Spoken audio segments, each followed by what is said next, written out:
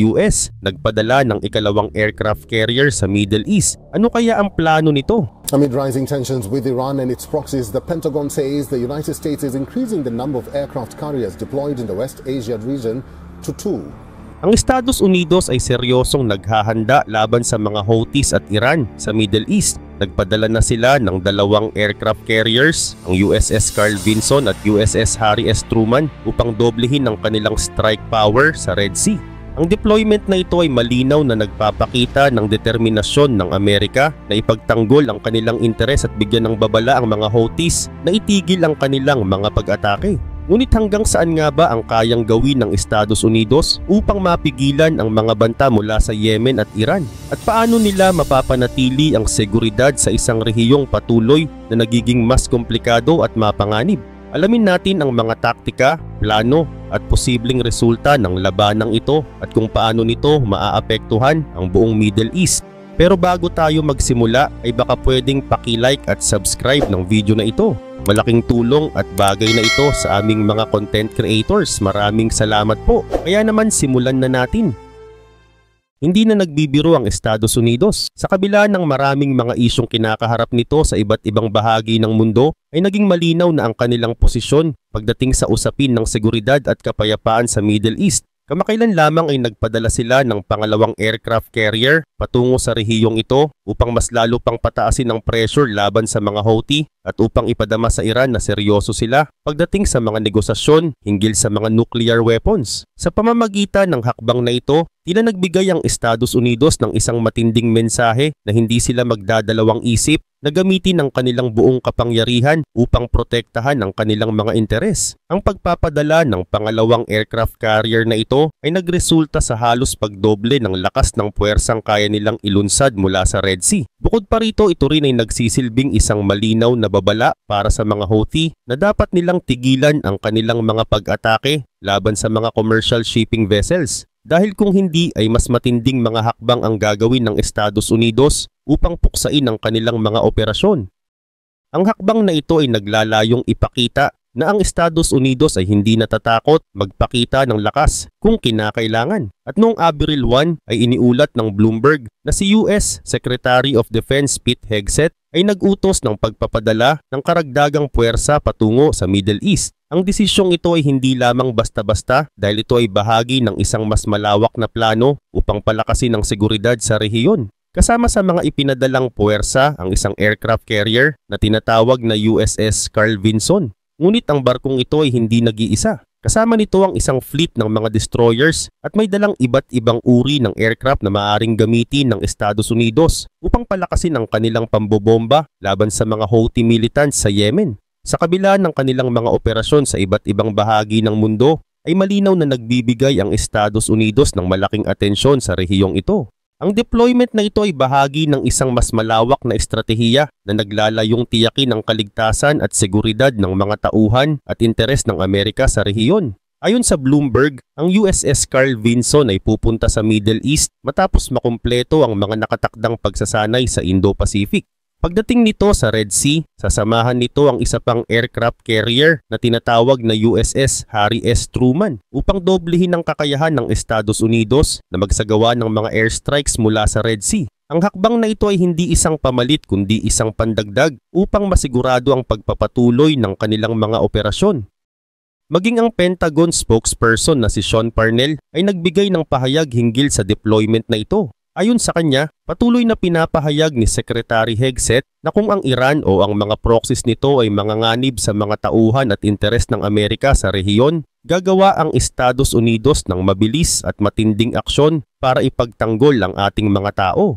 Idinagdag pa niya na bilang pandagdag sa maritime posture ng CENTCOM, iniutos din ni Hegseth ang pagpapadala ng karagdagang mga squadron at iba pang air assets upang lalo pang palakasin ang kanilang mga kakayahan sa air defense. Ang mensaheng ito ay malinaw na handa ang Estados Unidos na gumamit ng buong puwersa upang protektahan ang kanilang mga interes laban sa anumang potensyal na panganib.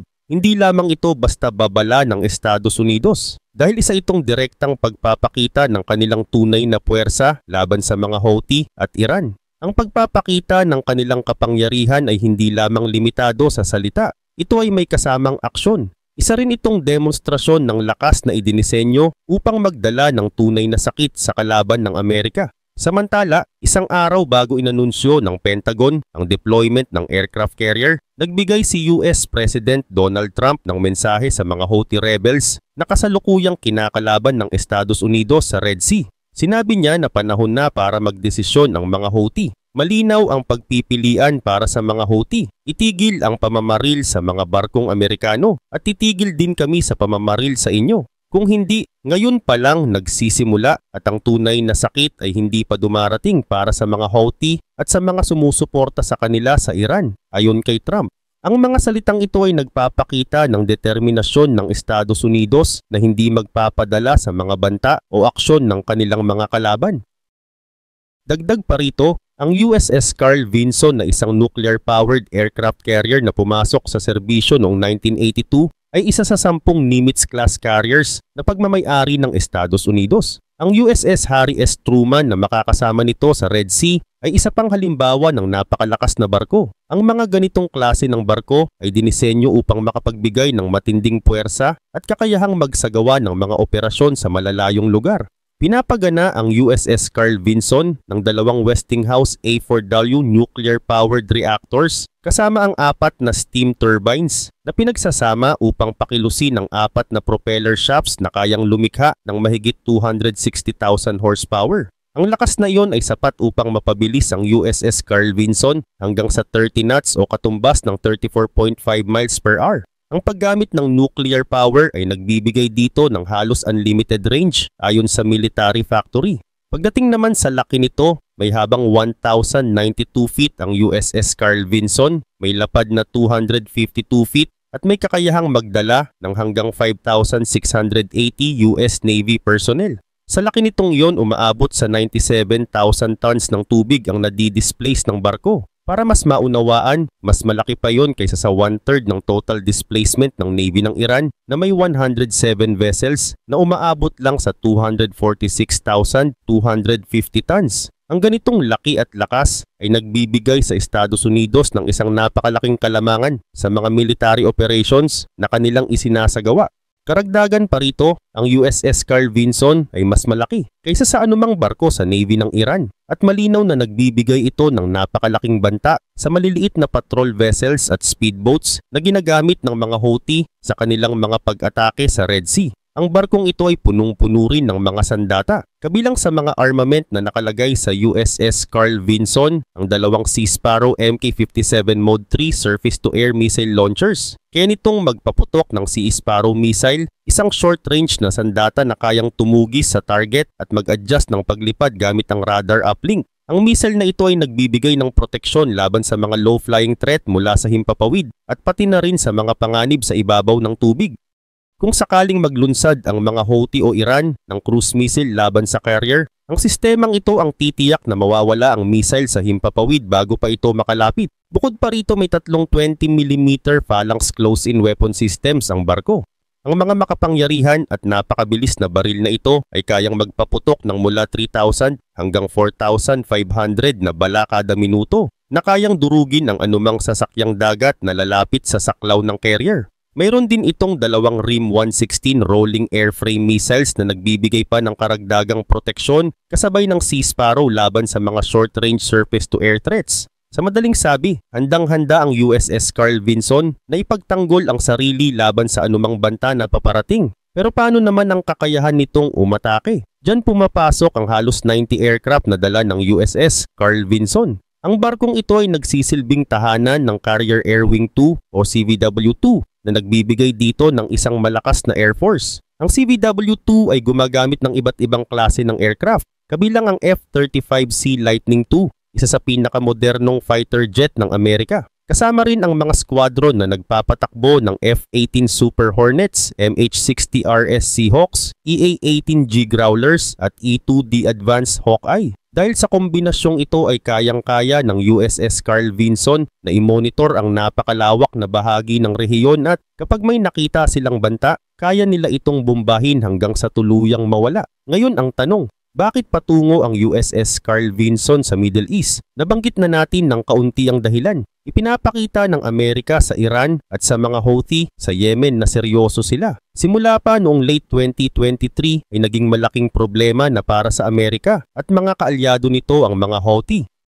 Bilang tugon sa pag-atake ng Israel laban sa Hamas sa Gaza, na siya namang sagot ng Israel sa terrorist attack ng Hamas noong October 2023, sinimulan ng mga Houthi na atakihin ang mga commercial vessel sa Red Sea. Ang unang hijacking ng grupo ay naganap noong November 2023 at simula noon ay nakapaglunsad na sila ng dos-dosenang drone at missile attacks laban sa mga commercial vessel. Sa mga ataking iyon, 2 barko ang lumubog at 3 barko ang nasamsam. Napatay din nila ang 4 na crew members. Lahat ay para suportahan ang Hamas. Subalit noong 2024 ay bumagal ang mga atake ng mga Houthi dahil sa puwersang binuo ng Amerika at UK para sagupain ang banta sa Red Sea. Ngunit noong early 2025 ay huminto ang mga atake nang magkaroon ng temporary ceasefire sa pagitan ng Hamas at Israel. Pero noong March 10 ay muling nagbanta ang mga Houthi na aatakihin ng mga commercial vessel sa Red Sea matapos bumagsak ang ceasefire agreement.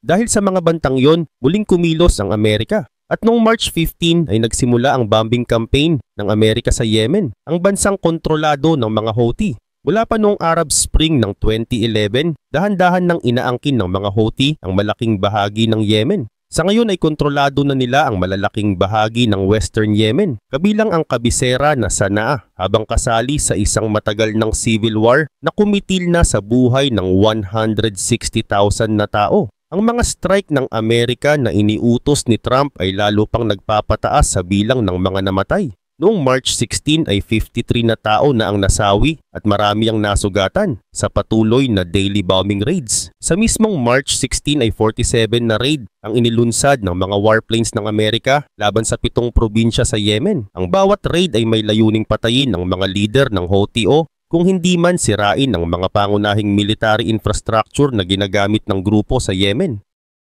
Hanggang ngayon ang mga pag-atake ay inilulunsad mula sa USS Harry S. Truman. Ngayon na sumali na ang USS Carl Vinson sa laban, may posibilidad na mas lalong tumindi ang mga pagsalakay. Kaya malinaw na dahilan kung bakit ipinapadala ng Amerika ang USS Carl Vinson sa Middle East ay upang palakasin ang pressure na ibinibigay na nila sa mga Houthi. Ipinahayag ni President Trump na mas lalong palalakasin ang parusa sa grupo. Ang mensahe niya ay simple: kung titigil ang mga Houthi sa pag-atake sa mga commercial ships, titigil din ang Amerika sa pambobomba sa teritoryo ng grupo sa Yemen. Ngunit malayo ang katotohanan sa mga pahayag na yon. Oo, nais ng Amerika na linisin ang Red Sea. Ang mga pag-atake ng mga Houthi ay nakakagulo sa rutang dinadaanan ng halos 12% ng global trade na nagkakahalaga ng humigit kumulang $1 trillion bawat taon. Ngunit ang tunay na dahilan kung bakit patungo ang USS Carl Vinson sa Middle East ay upang diretsong bantaan ang bansang patuloy na sumusuporta sa mga Houthi, ang Iran. Ang mga Houthi, kasama ang mga grupo tulad ng Hamas at Hezbollah, ay matagal nang tinitingnan bilang mga proxy o taga-suporta ng Iran. Paulit-ulit na sinasabi ni Trump na hawak ng Iran ang responsibilidad para sa mga pag-atake ng mga Houthi sa Red Sea. Nagbanta rin siya ng mga malalang kahihinatnan para sa bansa kung magpapatuloy ito sa pagsuporta sa grupo. At nagsisimula na ngayong magkatotoo ang mga banta na iyon sa pagdating ng USS Carl Vinson sa Red Sea. At may punto si Trump. Ayon sa BBC, nagawang simulan ng Iran ang mga pag-atake ng mga Houthi sa Red Sea sa pamamagitan ng pagpuslit ng mga armas, kabilang ang drones at mga ballistic at cruise missiles papunta sa Yemen. Ginawa ito ng Iran kahit pa may ipinataw na arms embargo ang United Nations sa bansa. Ayon kay Dr. Elizabeth Kendall, isang Middle East specialist mula sa Cambridge University sa UK, hindi makakakilos ang mga Houthi sa ganitong antas kung walang mga armas, pagsasanay at intelligence mula sa Iran. Ngunit dinagdagan din niya na hindi malinaw kung may direktang kontrol ang Iran sa mga Houthi. Ang ibig sabihin, masaya ang Iran na pondohan at suplayan ang grupo habang hinahayaan itong kumilos ng malaya. Pero bakit? Ito ay dahil kahit kumikilos ang mga Houthi ng sariling desisyon, naglilingkod pa rin ito sa layunin ng Iran na lumikha ng kaguluhan sa Middle East. Sa pamamagitan ng kaguluhang iyon, maaari pa ring makilala ang Iran bilang isang pangunahing makapangyarihan sa rehiyon nang hindi kinakailangang direktang makipagdigma laban sa mga kalaban nito tulad ng Israel at Saudi Arabia. Gayun din naman ang deployment ng USS Carl Vinson ay ginawa upang pataasin ang pressure sa Iran. Kahit pa nagpapadala si Trump ng mensahe sa mga Houthi na itigil ang mga pag-atake sa Red Sea, ang tunay na mensahe ay ipinaparating sa mga taga-suporta ng grupo. Ipinapakita ng Amerika na hindi lang sila handang tumugon sa pagsuporta ng Iran sa mga Houthi, kundi kaya rin nilang gawin ito. Bawat airstrike na magmumula sa aircraft carrier mula ngayon ay isang babala sa Iran. Ito ang nangyayari ngayon sa mga Houthi. Kaya rin naming ituon ang buong atensyon ng aming mga carrier laban sa inyo.